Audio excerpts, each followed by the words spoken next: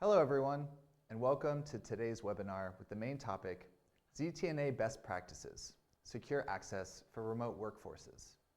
First of all, thank you for joining us today, despite your busy schedules. My name is Kurt Xavier Schumacher, and I'll be your host today. My role at Monitor App is Product Manager and Support Engineer. I currently hold various certifications, such as the Cisco CCNA, CompTIA Security Plus, and AWS CCP. With how much work I've been doing with the Ion Cloud platform, I'm very excited to talk to you today about its capabilities. But before we start, here we have some notes for you regarding this webinar. First of all, the session is being recorded, and the recordings will be uploaded here at our YouTube channel. So you can check things out later if you need to. The whole session will last about 30 minutes, and in the meantime, if you have any questions regarding the topics we cover, please leave it below in the chat box. We'll have a short Q&A session at the end of the presentation. And if you need additional or more detailed information, you can contact us through marketing@monitorapp.com for general questions and through support@ioncloud.com for technical related questions. We'd be happy to walk you through the information that you need. And before we get to the main content, I would like to take a few minutes to introduce our company so you can get a glimpse of who we are first. Monitor App is a security solutions provider and has been in the business of cybersecurity since 2005, and we're listed on the Korea Exchange Trading Board. Started in South Korea, we now have 2 overseas branches, one in the US and one in Japan. We now have years of delivering security solutions to a wide range of international markets, from Asia to the Middle East. We have a collection of around 8,000 Korean and international references. Here, as you can see, these are our clients within South Korea, and I believe you've already heard of some of their names. We also target clients in the public sector, so we are having clients who are government agencies and universities. We started to go global in 2011, and since then, we've been working hard to gain more global clients through our global partner network. We are strong in the Asian market, with various partners in the region, and of course, since we have our branches there, Japan and the US. Also, we've been expanding quickly into the Middle East and African markets. And Monitor App has 3 main categories for its products. The first, here on the left, are our physical appliances. We have the AI WAF, AI SWG, and AI SVA. Some of these appliances are also offered in a virtual edition, seen here, where you can install the operating system onto virtual machines, whether on-premise or in the cloud. The second is our cloud-based security platform, Ion Cloud, which has 3 main services: website protection, secure internet access, and secure remote access, which will be our topic for today. Lastly, we have our cybersecurity threat intelligence platform called AI Labs, which can be purchased separately. But the threat intelligence of the platform is also integrated with Ion Cloud and the appliances by default.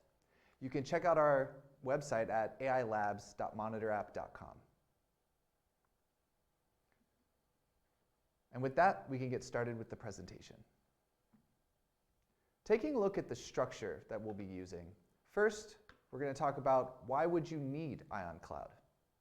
Second, an overview of the platform in a bit more depth. Then we'll start talking about secure remote access specifically. Then we'll do a quick review of some features and benefits and look at some configurations. Section 1, why do you need Ion Cloud?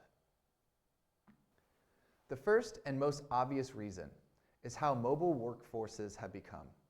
Work from everywhere has put employees outside the business boundary of the office and beyond the traditional control perimeter. And this is also true for where servers and applications are located. There is also the issue of VPN backhauling, where an organization's security stack is located on-premise or in a data center.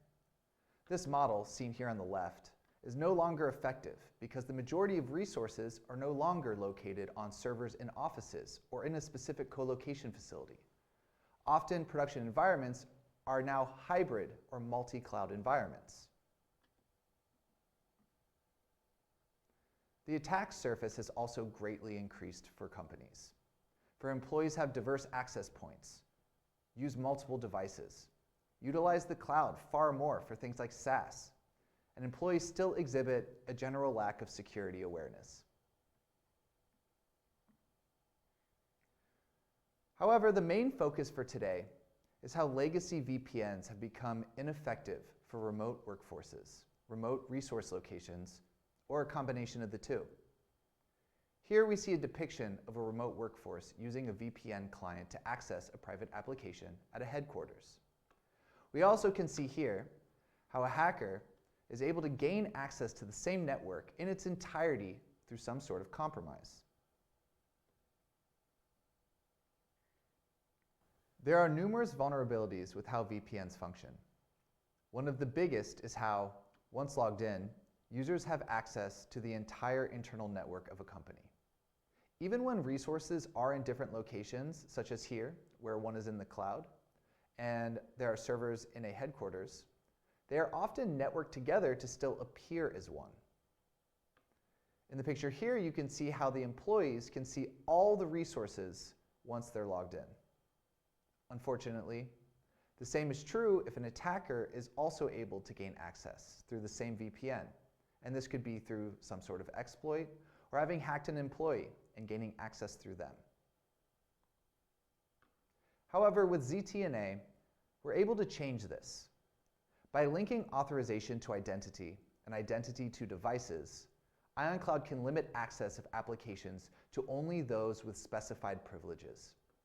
To be clear, this isn't like a user can access a login page but does not have a password.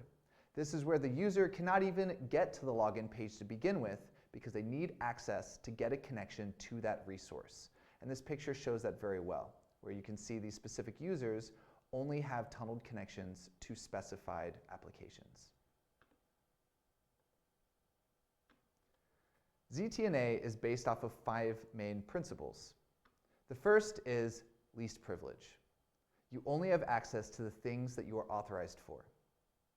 The second is identification and authorization, things like multi-factor authentication and device posture checks. Number 3, never trust anything, meaning verify everything continuously. Re-verify users with every transaction. The fourth is micro-segmentation. This makes pivoting through your network impossible. And number 5, continuous monitoring and analysis, because we scan all traffic. And this picture shown here is a great visualization of how micro-segmentation works. Instead of all devices being connected together through the internal network, individual tunnels are sent to each one, so they are encapsulated on their own. So having access to one of these resources does not mean you have access to others. Though ZTNA has only come into the spotlight recently, the original concepts that led to its creation started in the early 2000s. For example, the IT intelligence company Forrester introduced the concept of zero trust back in 2010. However, ZTNA, as we know it, has only been around for a few years. As seen here, Gartner announced the concept between 2019 and 2021, and NIST announced the architecture in 2020. Notably, the US government has recently decided to implement this architecture for its entire workforce because of its effectiveness. And finally, here you can see a simplified layout of the IonCloud ZTNA architecture. On the left, we have the workforce, which could be remote, in a branch, at the headquarters, at the airport, it doesn't matter. In the middle, we have the cloud-based IonCloud platform, providing the SRA, which authenticates, gives authorization, creates connections, and analyzes endpoints. And on the right, we have the private applications or resources. This slide shows how our changes are challenging the normal conception of how remote access works. So before, we had inadequate scalability, high cost, and complexity. It was unsuitable for hybrid environments. You were easily exposed to attacks through permanently open ports and web servers, and allowing lateral movement with one-time trust verification. However, by using zero trust principles, we now have agile and flexible response with cloud-based solutions. limits to the information that users and devices can access based off their ID and their context. And we can maintain a high level of security by isolating applications and data within the network.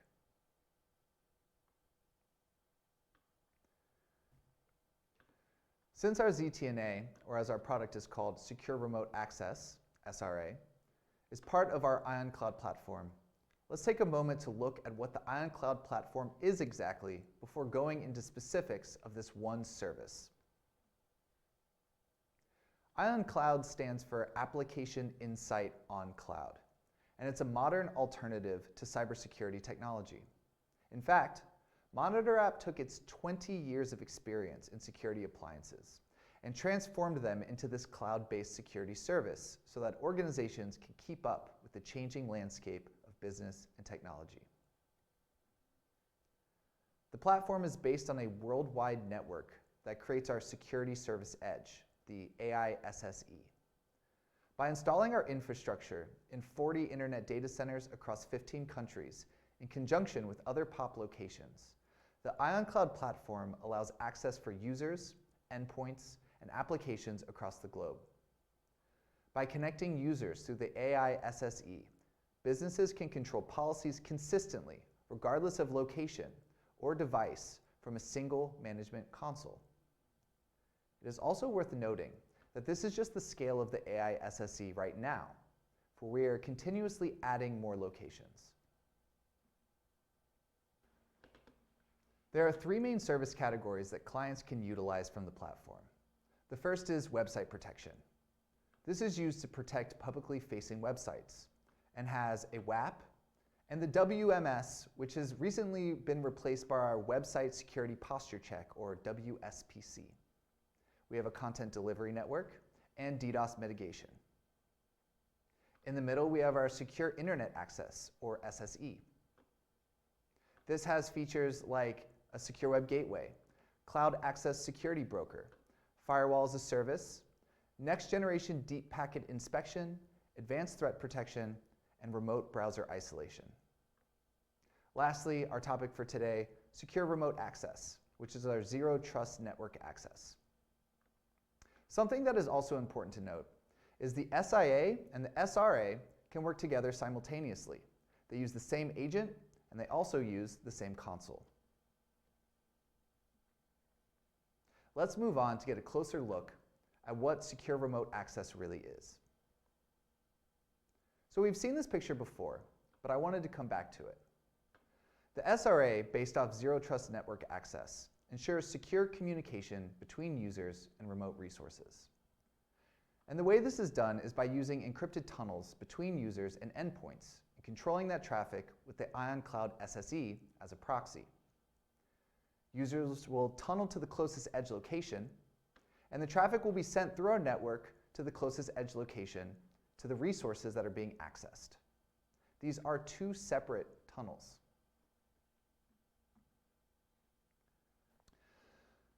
There are two options for how to connect to the AI SSE. The first of which is by using our agent, called the AI connector.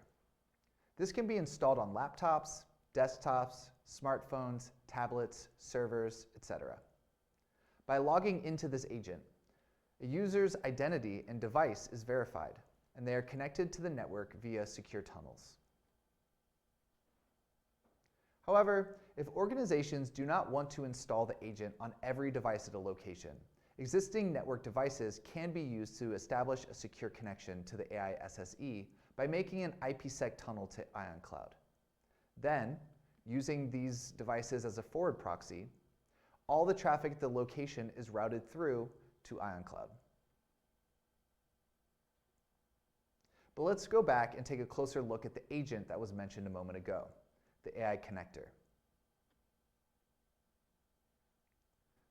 In this graphic at the top, there are these little plug symbols seen here.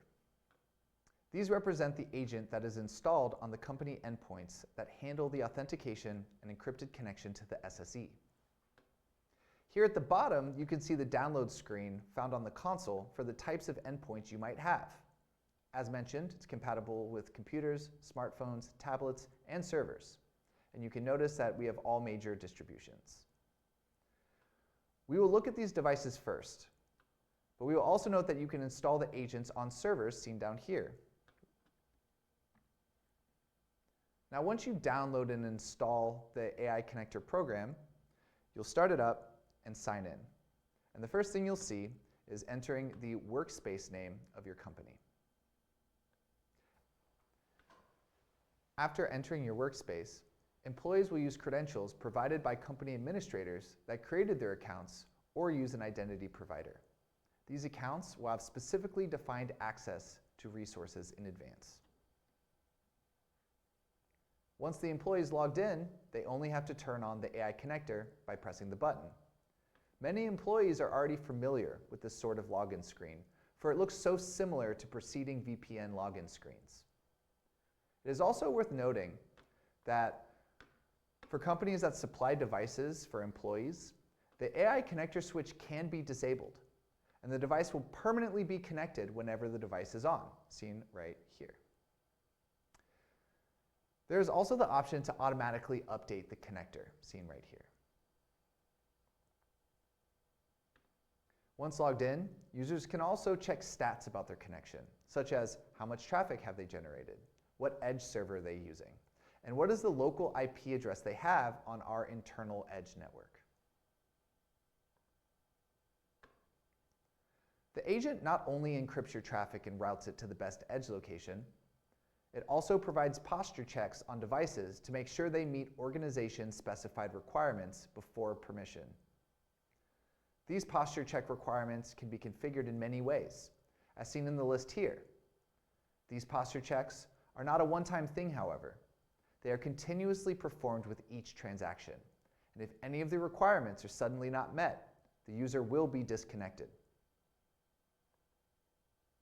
Here's a screenshot showing how we cover all the major operating systems for these posture checks. And this screen here is a drop-down of things that I can check off when I'm doing policy checks. In this example, I'm setting it up for a Windows device, but I can do things like, does the device have antivirus? What's the operating system version? And what's the device serial number that's trying to access these resources?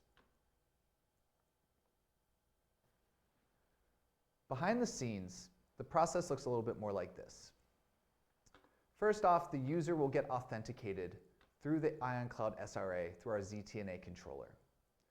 They'll be authenticated through usernames made by administrators on the console or through an identity provider like Okta or Azure ID that's been integrated with our platform.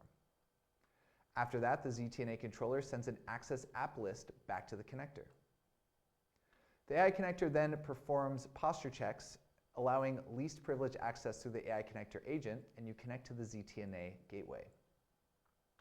After you establish a secure connection, a zero trust tunnel is sent through and connected to the private application. By making these two separate tunnels with the ZTNA gateway in the middle, we can now have bidirectional traffic between the user and the private application.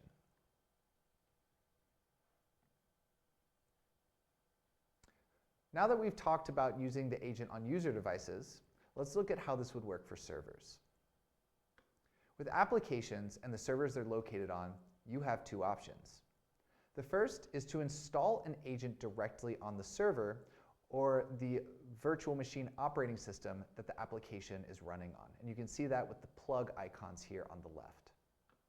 The process is easy to do and involves installation of the agent for the server type and supplying an authorization JSON provided by IonCloud. The other option, seen here on the right, is to create a gateway. Now, this is similar to an agent, but the gateway will be installed on a separate virtual machine that directs traffic to the different servers. Now, this gateway will be in the same local network that these servers behind it are located on. You'll then register the servers or gateways in the tunnel menu. So right here, you can see when our servers have the agents directly installed on them. Notice that the server is assigned a virtual IP right here and a private subnet of the company workspace. Here I have a class B, but it could be a class A or C private range. Then you can assign a domain, seen right here, to the server. Now, this domain does not really exist. It only works when someone is using the AI connector. And here, in this picture, is where you would download the authentication JSON file used on the server agent to authenticate the connection. Similarly, here's the configuration of a gateway. The agent here is installed on a VM in the same network as the servers you're trying to access. After downloading and applying the authentication file to the gateway, which would be found right here, I can specify the IP addresses of the servers I'm trying to reach in the internal network. You can see those right here.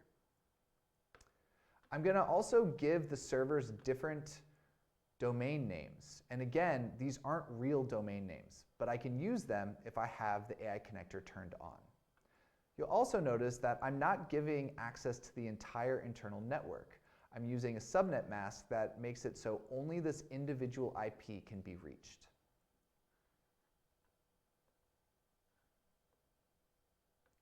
The last step is then creating an access policy for these servers under the network menu in access control. Whether the application has an agent on it or it's behind a gateway, you can grant users specific access to these resources, as you can see here. I have a desk server here, I have a file server, I have an RDP connection to a computer that I have, and I want to take special note though that I have these two test servers behind this gateway here. Let's take a closer look at this configuration. So I gave a name, and I can choose pre-made policies if I want to, and I could add device posture checks here as well. But I can specify what is the type of connection, which here I have HTTP, and what were the domains that I set up when I was establishing my gateway. Then I can choose a block page, but then here is where I'm giving specific access to users. So I have myself and a couple of my colleagues, and then I have departments as a whole, like I have the international sales team and the product manager team here. So we're going to look at this test3.monitorapp.com. So with the AI connector on, I can go to my web browser and I can use that domain that I made. Again, this domain doesn't exist, but the AI connector knows how to route that traffic because of the tunnel that I created. And you can see here the modified Nginx homepage that I made where it says welcome to test server 3. Now if I turn it off, I can no longer connect to this website because it doesn't exist. For accessing resources on site, there's also an option to establish split tunnels. When this is done, traffic for certain IPs or IP ranges will not go through the connector. Instead, it will be routed normally through the local area network. This can be useful for things like accessing printers, or also speeding up access to on-premise resources because you do not need to make a round trip to the SSE and back. Because identity is tied to devices when you're using the agent, access control logging can give you detailed analyses of who accessed what and when. So here you can see I was accessing one of my servers called desk.monitorapp.com. Additionally, you can see whatever a user uploads or downloads on these resources and whether the action was successful. You can find this in file access logging. Here you see I downloaded some files from a syslog server that I use in my network. So with everything connected, let's go back and just review some of the features and benefits that we've covered with the SRA service. The first is the AI connector tying identity to devices. The second is an agentless option called the application launcher, and I'll be reviewing that in just a moment. Third, we can use an identity provider and single sign-on with the platform. We use device posture checks to make sure devices are in compliance with security policies of your organization. And we use user-to-app segmentation, preventing unwarranted access and pivoting through a network. Lastly, threat and data protection is always being done because we are scanning traffic.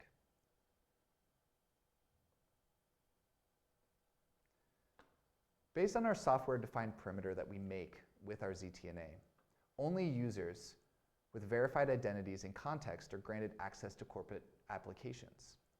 But additional benefits that you can get from the ZTNA is resources don't need to be exposed to a public IP address anymore because they're provided through the secure and encrypted tunnels. Things like having a DMZ for workers to access applications through login pages is now a thing of the past. And here I wanted to reiterate that the endpoint posture check continuously verifies the status of devices.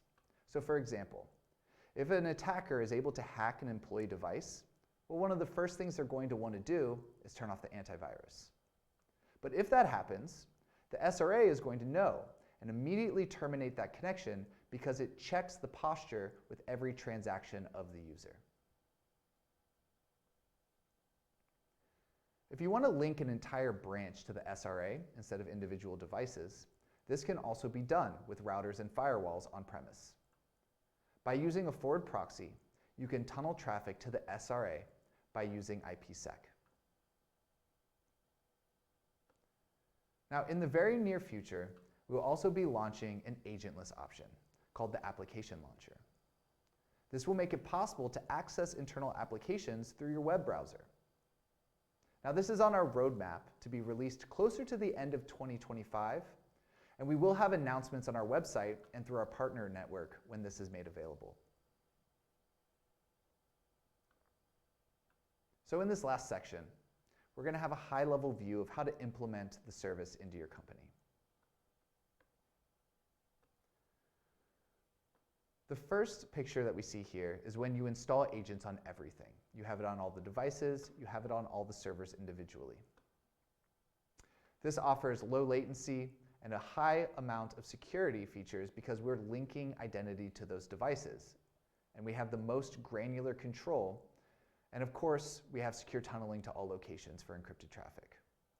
Now below, we have the AI connector on all the devices, but we have the gateway instead of the agent installed on those separate applications. This is just as secure because though we are using a gateway that has access to the apps behind it in the same local network, access control still gives the ability to grant users access only to specific apps behind the gateway and not the entire network. This is also a great option because it's less time consuming than setting up the individual AI connectors on each server. Now on this slide, we have IPsec coming from an office location where all users are bundled together and sent to the Ion Cloud edge, and then they're sent to the specific servers. Now because identity is not tied to devices in this instance, it's not possible to set individual rules for accessing these servers, more like general rules that will be applied to everyone. Also, it will not be possible to do posture checks without the agents on the devices. However, all traffic is still inspected, and also the traffic, of course, will be encrypted. Real quickly, subscribing to the SRA is very easy. You'll register your users with a local database or make a database yourself on the console. You'll then apply access control policies to those users. After that's done, have your users install the agent and also make agents on your servers and connect them with tunnels. Then everyone can get connected and you can start monitoring and managing your organization in real time. So why do you need Ion Cloud? The first is enhance your security and move past the traditional VPN with all of its vulnerabilities. Also, lower price and less complexity because it's all on one platform. Using a zero trust platform and tying identity and context to devices is a great way for granular control and an extra level of security that you can deploy rapidly. And lastly, an improved user experience. Because of our proxy technologies that encompass safety and flexibility, you can get reduced network latency and an improved user experience. Now lastly, I just wanted to show this picture here to touch back on something that we mentioned earlier, where the secure remote access can also be linked together with the secure internet access. They use the same agent, and they use the same console. So applying both of them together is a fantastic option for our clients. We've been receiving some wonderful feedback about how it works. So thank you so much for your time listening to this presentation. And now if you have any questions, please put them in the chat and I can answer them now.